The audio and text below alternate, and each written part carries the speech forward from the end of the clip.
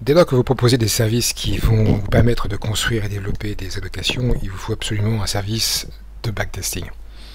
Liliane possède son service de backtesting et nous allons faire vite le contour pour bien comprendre le tenant et aboutissant du backtest vu par Lily.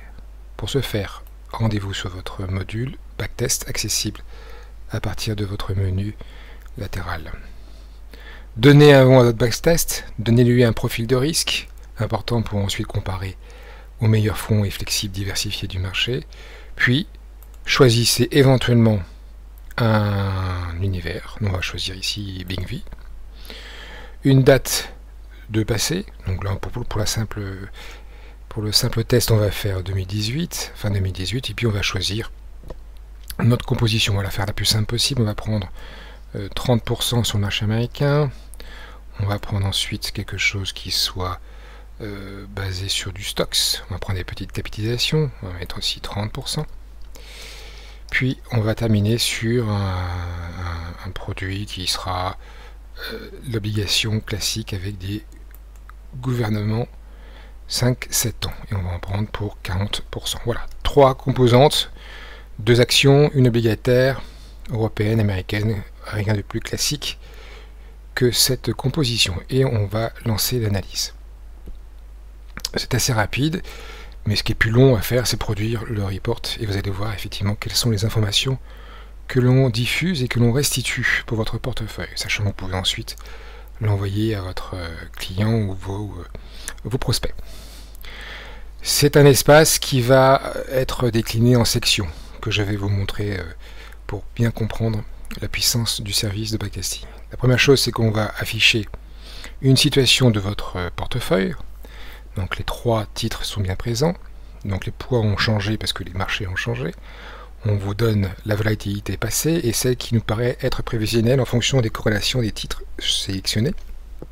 La perte de max ou max drawdown n'est que de 5% et pour une performance de près de 14%.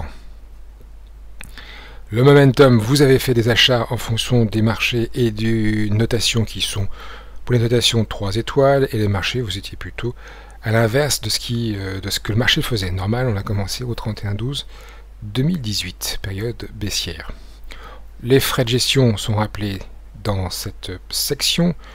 On va symboliser le ratio de Sharpe de votre portefeuille, qui est plutôt pas mal, 1,93. Je rappelle, le ratio de Sharpe, c'est le rapport entre la perf et la volatilité en base annuelle. On vous affiche la diversification en termes de poche, en termes de classe actifs, suivi de votre allocation tout au long de votre test. Alors, nous avons fait un buy and hold, nous n'avons rien fait en termes de cession ou d'acquisition, donc les poids sont relativement constants. Puis, on va vous afficher l'univers d'investissement, les expositions géographiques, si elles sont renseignées, les sociétés de gestion, BlackRock, Amundi, Liliane, c'est pour la poche euro. Le profil de risque, ça c'est très important, c'est là où vous allez voir que vous cibliez du 5, on a constaté du 4 en termes de volatilité de votre portefeuille, et puis si vous continuez ainsi, vous allez aussi sur du 4. Pas vraiment d'engagement en termes d'ISR, c'est plutôt pauvre même, les titres que vous avez choisis, et pour les résultats, on aura des indicateurs de gestion glissants, annuels, nous aurons des résultats latents, on verra ça sous un format qu'on appelle le Sunburst, qui est une approche cylindrique, concentrique. Puis, sur les 12 derniers mois, on affichera les résultats sous une forme cascade, chaque bloc commençant à la fin du bloc précédent. Très intéressant aussi. Nous verrons un graphique représentant l'équivalent valeur liquidative de votre portefeuille, suivi de la répartition des actifs, des PNL. Bref, je vous laisserai voir ça en détail, mais vous avez globalement l'évolution. Très intéressant, c'est la carte des risques, je ne vais pas non plus l'ignorer, c'est globalement donné pour chaque mois et pour chaque classe d'actifs, ou par société de gestion, ou par notation, quels ont été les mois les plus volatiles, les plus risqués, avec une approche vraiment très sympathique à restituer si vous avez des clients.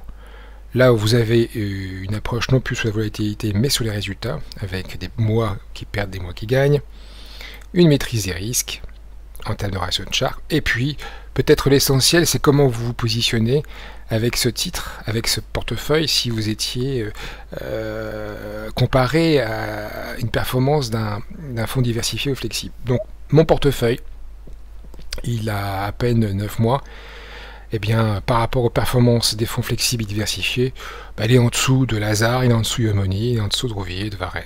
Voilà. Sur 6 mois, il est peut-être pas mieux, mais voilà, il se positionne à ce niveau-là pour ce qui est effectivement de performance et des risques.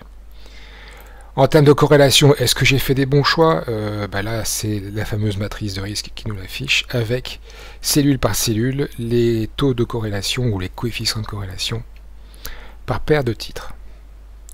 What if, où c'est notre, comment dirais-je, notre simulateur qui permet de changer de titre tout en gardant la même stratégie. Donc là, si je n'avais pas pris du 5-7 ans, mais du 7-10 ans, est-ce que j'aurais fait mieux? C'est une question que l'on peut se poser. Eh bien, lançons notre simulateur et on va voir afficher l'information sous une forme chiffrée et sous une forme graphique. Eh bien oui, si j'avais pris non pas effectivement l'obligataire 5-7, mais le 7-10, j'aurais fait un meilleur ratio de Sharpe et j'aurais fait 15% plutôt que 13%.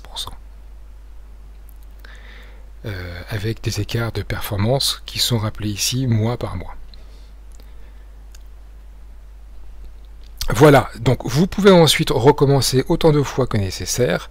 Vous pouvez ensuite télécharger les résultats sur un fichier Excel. Voilà pour ce qui est de la première partie du backtest, parce qu'il y a une deuxième partie que nous allons aborder dans le tuto qui suit.